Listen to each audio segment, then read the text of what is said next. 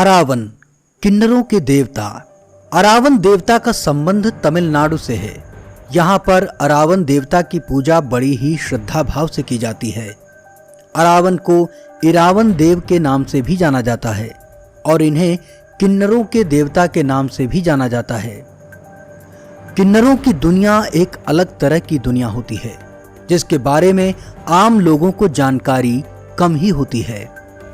लेकिन क्या आपने कभी सोचा है कि वो भी तो किसी देवता की पूजा करते होंगे?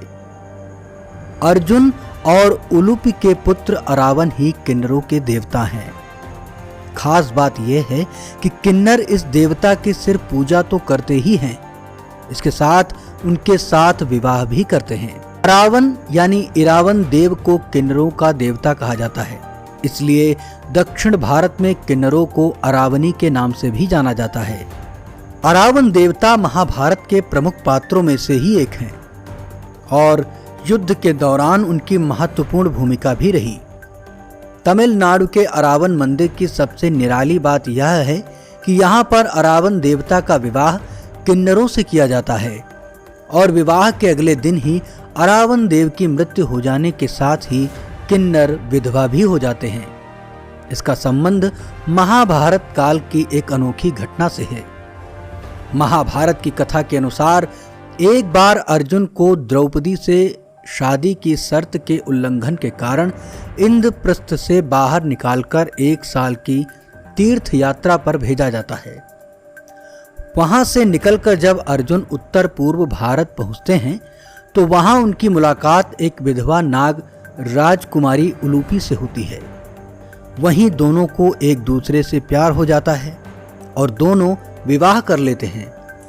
विवाह के कुछ समय के बाद उलूपी को एक पुत्र की प्राप्ति होती है जिसका नाम अरावन रखा जाता है। पुत्र जन्म के कुछ समय बाद अर्जुन उन दोनों को वहीं छोड़कर अपनी आगे की यात्रा पर निकल जाते हैं। बड़ा होने पर अरावन नागलोक छोड़कर अपने पिता के पास आ जाता है।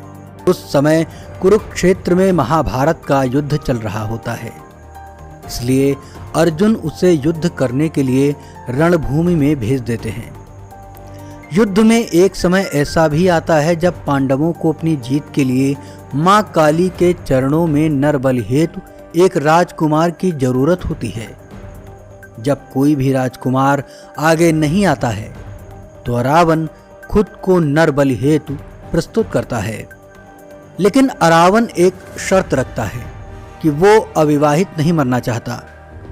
इस शर्त के कारण कोई भी राजा यह जानते हुए कि अगले दिन उसकी बेटी विधवा हो जाएगी, अरावन से अपनी बेटी की शादी नहीं कराना चाहता। जब कोई रास्ता नहीं बचता है तो भगवान श्री कृष्ण स्वयं को मोहिनी रूप में बदलकर अरावन से शादी करते हैं। अगले दिन अरावन अपने हाथों से अपना शीश मां काली के चरणों में अर्पित करता है।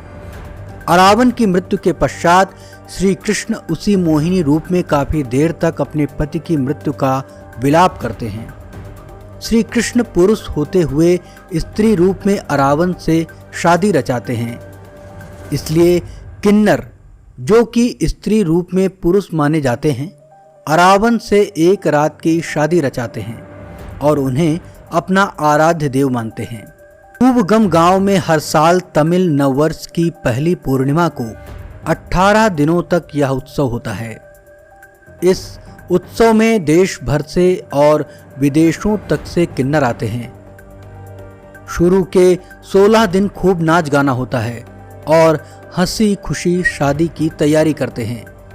17वें दिन पंडितों द्वारा विशेष पूजा होती है। इसके बाद अरावन देवता के सामने भगवान की ओर से किन्नरों के गले में मंगलसूत्र पहनाया जाता है और अरावन की मूर्ति से उनकी शादी कराई जाती है। अंतिम दिन यानी 18वें दिन अरावन की प्रतिमा को घुमाकर तोड़ दिया जाता है।